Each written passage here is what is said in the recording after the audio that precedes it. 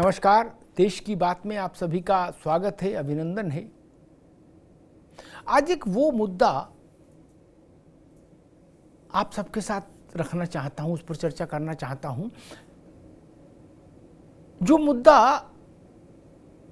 हमारी धार्मिक स्वतंत्रता को प्रभावित करता है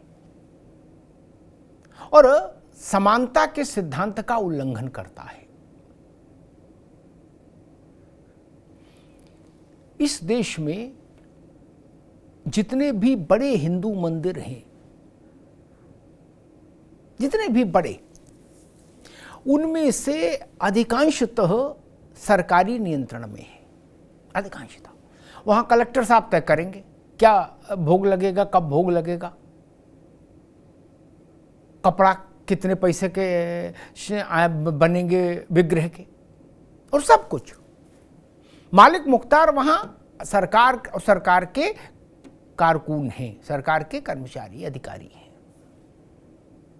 काशी विश्वनाथ ले लीजिए, वैष्णो देवी ले लीजिए, तिरुपति देवस्थानम ले लीजिए, कहीं देख लीजिए, पद्मनाभ मंदिर चले जाइए, गुरुवायूर चले जाइए, कहीं देख लीजिए। अधिकांश बड़े मंदिर सरकार के नियंत्रण में है, सरकार के स्वामित्व में है, कब्जे में है। सरकार ही वहां खुद मुख्तार है। लेकिन इस देश में कोई मस्जिद, छोटी या बड़ी, और कोई चर्च, छोटा या बड़ा, सरकार के नियंत्रण में नहीं है। इसलिए मैंने कहा था यह धार्मिक स्वतंत्रता का भी उल्लंघन है और यह समानता के सिद्धांत का भी उल्लंघन है। अलग अलग नपने कैसे हो सकते हैं कि हिंदू धर्म के लिए दूसरा नपना और इस्लाम और क्रिश्चियनिटी के लिए दूसरा नपना? ये तो नहीं चलेगा। हजारों करोड़ का राजस्व आता है इन मंदिरों से, हजार करोड़ का। और ये स्वाभाविक, ये इसमें कोई दो राय नहीं कि जो पैसा आता है मंदिरों में चढ़ावा के रूप में, ये हिंदू उस भक्तों से आता है, हिंदू श्रद्धालुओं से ही आता है। लेकिन जब ये सरकारी खजाने में चला जाता है तो फिर इसका जो व्यय है उसमें तो हिंदू मुसलमान क्रिश्चियन किसी का भेद रहता नहीं। अब उस पैसे से हैंडपंप लग रहा है तो किसी भी इलाके में लग सकता है। यहां एक बड़ा सवाल खड़ा होता है कि हिंदू भक्तों ने, हिंदू श्रद्धालुओं ने जो पैसा चढ़ाया वो किस चीज के लिए चढ़ाया? मंदिर में पैसा चढ़ाया तो किस चीज के लिए चढ़ाया?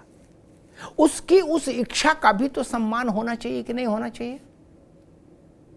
भाई, आप किसी मंदिर गए और आपने वहां 500 रुपया चढ़ाया, तो किस लिए चढ़ाया?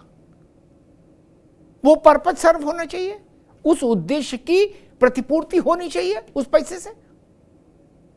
लेकिन फिर उस पैसे का उपयोग कैसे हो, इस पर न भक्तों का कोई नियंत्रण, न पुजारियों का कोई नियंत्रण, न धर्माचार्यों का कोई नियंत्रण।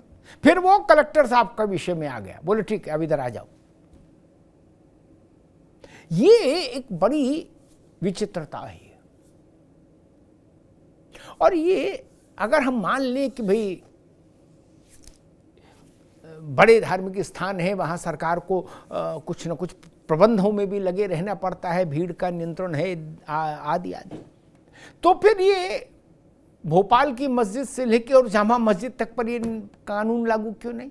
उनको भी सरकार नियंत्रण में ले ले, बड़े चर्चेस को ले ले, गिरजाघरों को एक नपना रख दीजिए। मैं संतुष्ट हूं कि भाई इसी से मंदिर नापेंगे, इसी से गुरुद्वारा, इसी से गिरजाघर और इसी से मस्जिद।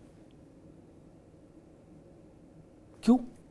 इसमें भेद क्यों? मंदिर और मस्जिद बगल बगल में हैं कई जगह भारत में। क्या सटा सटा के बना दी गई थी ना, एक बार मैंने कहा था मस्जिद। तो मंदिर कलेक्टर साहब के अधीन है और जो बगल में मस्जिद है उसमें कलेक्टर साहब का कोई हक नहीं, सरकार का।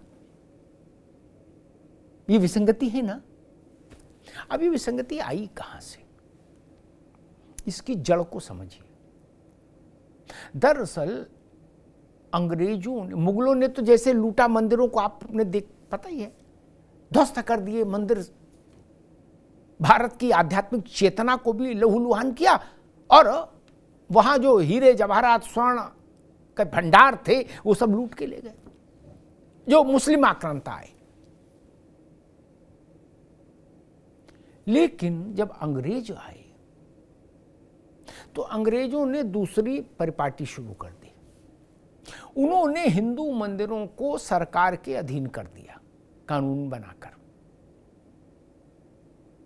और फिर हिंदू मंदिरों की जो अक्षय संपत्तियां थीं, निधियां थीं, वो सब सरकार के फोल्ड में आ गई। आपको पता है हिंदू मंदिरों का पैसा, सोना, हीरा, नगदी, ये अंग्रेजों ने सेकेंड वर्ल्ड वार में इस्तेमाल किया। आपको नहीं पता होगा, जानना चाहिए। क्या किसी श्रद्धालु ने सेकेंड वर्ल्ड वार के लिए पैसा वहां मंदिर में चढ़ाया था? नहीं ना। लेकिन हम विवश थे, हम विवश थे। हम अंग्रेजों का क्या प्रतिरोध करते? लेकिन जब अंग्रेज चले गए, देश आजाद हो गया, तब भी वो कानून यथावत है। सरकार हिंदू मंदिरों का संचालन कर रही है, बड़े हिंदू मंदिरों का। क्या ये प्रथा, ये तरीका बंद नहीं, खत्म नहीं होना चाहिए? देश भर में इस बात की मांग हो रही है। अभी तिरुपति में जो विवाद हुआ, उसके बाद इस मांग ने फिर जोर पकड़ा। क्या किसी मस्जिद को कोई नॉन मुस्लिम चला सकता है? नहीं। क्या किसी गिरजाघर को कोई नॉन क्रिश्चियन चला सकता है? नहीं। क्या किसी गुरुद्वारे को कोई नॉन सिख चला सकता है? नहीं। लेकिन मंदिर का एडमिनिस्ट्रेटर कोई भी हो सकता है, जो पद पे होगा वो कोई हो। ऐसा क्यों हो? ऐसा क्यों हो? बांके बिहारी के खुद मुख्तार वहां के जज होंगे मथुरा के। अब जज साहब तो कुछ कोई भी हो सकते हैं। ये छूट मस्जिद में नहीं दी आपने, गिरजाघर में नहीं दी, क्यों? और हिंदू मंदिरों का चढ़ावा धर्म के काम में लगे, परमार्थ के काम में लगे, हिंदू जनता के, ये एक बेहतर और संतुलित रास्ता है। गिरजाघर में जो पैसा आता है या मस्जिद में जो दान आता है, उसको तो सरकार छू भी नहीं सकती। और यहां सारी जमा पूंजी सरकार के ही नियंत्रण में रहती है। इससे देश भर में एक आक्रोश पनप रहा है, फिर से नए सिरे से देश भर में इसके विरुद्ध एक जनमत बन रहा है। केवल धर्माचार्य ही नहीं, देश की नई पीढ़ी, जो नौजवान पीढ़ी है, वो भी इस सवाल को अब उठा रही है। क्या हिंदू धार्मिक स्थल सरकार के नियंत्रण से बाहर नहीं होने चाहिए, जैसे अन्य धर्मों के स्थल बाहर हैं? क्या हिंदू मंदिरों में जो चढ़ावा आता है, उस चढ़ावे का उपयोग हिंदुत्व के लिए, परमार्थ के लिए, हिंदू गरीब परिवारों की देखरेख के लिए, गौवंश के संरक्षण के लिए, इस तरह के कामों में नहीं लगना चाहिए? लगना चाहिए। चढ़ावा आता ही इसलिए है, चढ़ावा और किसी कारण से नहीं आता। आप सोचिए, आपने किसी भी मंदिर में जाके रेल चलाने के लिए और जहाज चलाने के लिए पैसा दिया कि इस सोच के कि भाई जहाज एक और आ जाए देश में, ऐसे ये सोच के तो नहीं देते ना। ये देना होगा तो सरकार को दान देंगे, प्रधानमंत्री सहायता कोष में दान देंगे, हम मंदिर में नहीं देंगे। मंदिर में जो हम चढ़ावा चढ़ा रहे हैं वो अपने धर्म के लिए चढ़ा रहे हैं। अन्यथा और एक तमिलनाडु में बहुत समृद्ध मंदिर है और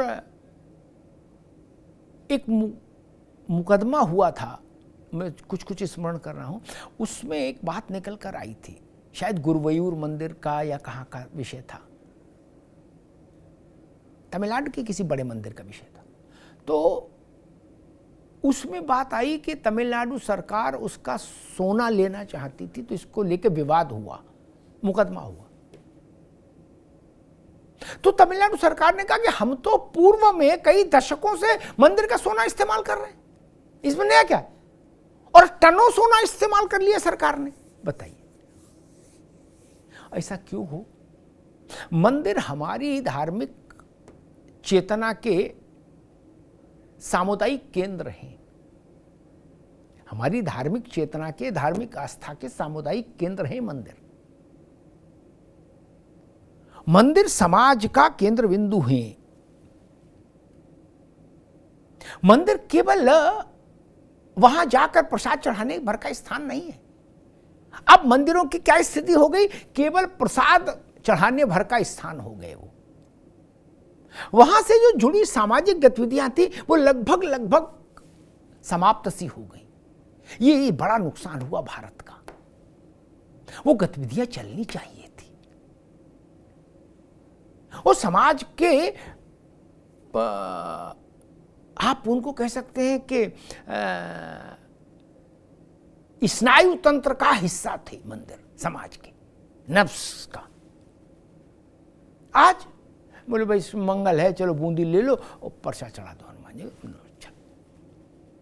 बाकी मंदिर से जुड़ी जो गतिविधियां थी, जो भारत को जागृत रखती थी, समाज को जागृत रखती थी, हिंदुत्व को जागृत रखती थी, राष्ट्रीयता को जागृत रखती थी, वो गतिविधियां खत्म हो गई। क्यों? क्योंकि मंदिर चलाने को जो लोग चला रहे हैं, सरकारी लोग, उनकी कोई रुचि नहीं, उनकी समझ भी नहीं, वो इस विषय के विद्वान भी नहीं। मंदिर को फिर समाज का केंद्र बनाना है अगर, तो मंदिर को सरकारी नियंत्रण से मुक्त होना होगा। बड़ा सवाल ये, क्या नरेंद्र मोदी अपने तीसरे कार्यकाल में देश की इस इच्छा को पूरा करेंगे